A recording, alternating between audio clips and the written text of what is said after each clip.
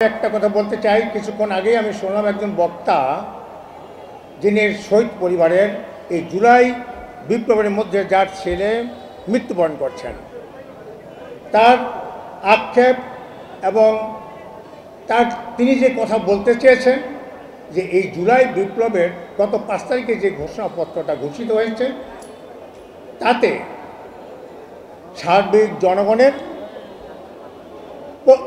মনের যে প্রতিফলন, যে আন্দোলন যে লক্ষ্য উদ্দেশ্য নিয়েছিল, যে উদ্দেশ্য নিয়ে স্বাধীনতা যুদ্ধ হয়েছিল, যে যুদ্ধ নিয়ে 7 নভেম্বর যে বিপ্লব হয়েছিল তার প্রতিফলন পুরোপুরি ঘটেনি।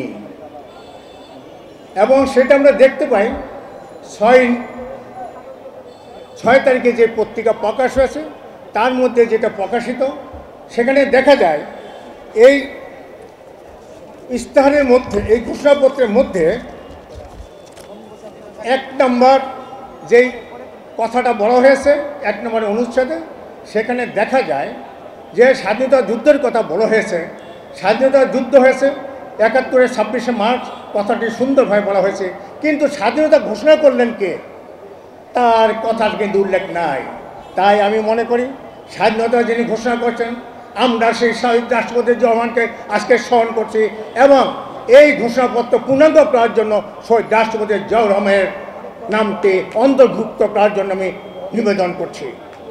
প্রিয় ভাইয়েরা বোনেরা, বক্তব্য সংক্ষিপ্ত করতে বলেছেন। আমার এই ঘোষণাপত্র সম্পর্কে আরও কিছু অবজারভেশন আছে, যেমন 86 সাল থেকে 90 সাল পর্যন্ত গণতন্ত্রের জন্য যিনি আপসহীন লড়াই করেছেন, যেই স্বৈরাচারের বিরুদ্ধে লড়াই করছেন, এই ঘোষণাপত্রের মধ্যে সেই স্বৈরাচার এর সাথে নামটি সন্নিবেশ থাকা উচিত ছিল।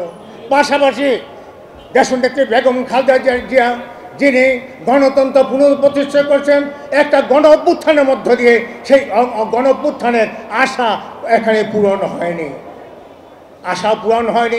আজকে গণ অভ্যুত্থানে 24-এর গণ অভ্যুত্থানের মধ্য দিয়ে যে সকল শহীদরা আজকে শহীদ হয়েছেন কিন্তু তাদেরকে স্বীকৃতি দেওয়া হয়েছে, কিন্তু চিকিৎসা এবং তাদের ভবিষ্যৎ কর্মপন্থা কী হবে সেটা স্বীকৃত হয়নি। আমি আশা করি এই সরকারকে তারা যেন এই ঘোষণাকে পূর্ণাঙ্গরূপে, এখানে তারা 28টা পয়েন্ট দিয়েছেন, এর মধ্যে প্রত্যেকটা পয়েন্টের মধ্যে এরকম জটিলতা রয়েছে। আমি আশা করি এই সরকার এই সকল ঘোষণাপত্রগুলোকে সঠিক করবেন। তারপরে একটি কথা থাকে, এই যে গণতান্ত্রিক আন্দোলন হয়ে গেল, এই গণতন্ত্র আন্দোলনের মধ্যে নেপথ্য নায়ক কে ছিল, সেই নেপথ্য নায়কের নামটি আজকে আসেনি। এই দেশের গণতন্ত্রের প্রতীক জনাব তারেক রহমানের নামটি আসেনি। আমি আশা করছি এই ঘোষণার মধ্য দিয়ে তার নামটি প্রতিস্থাপন হবে। এই প্রত্যাশা নিয়ে এই সংক্ষিপ্ত বক্তব্য শেষ করছি। খোদা হাফেজ। বাংলাদেশ জিন্দাবাদ। জাসাদ জিন্দাবাদ।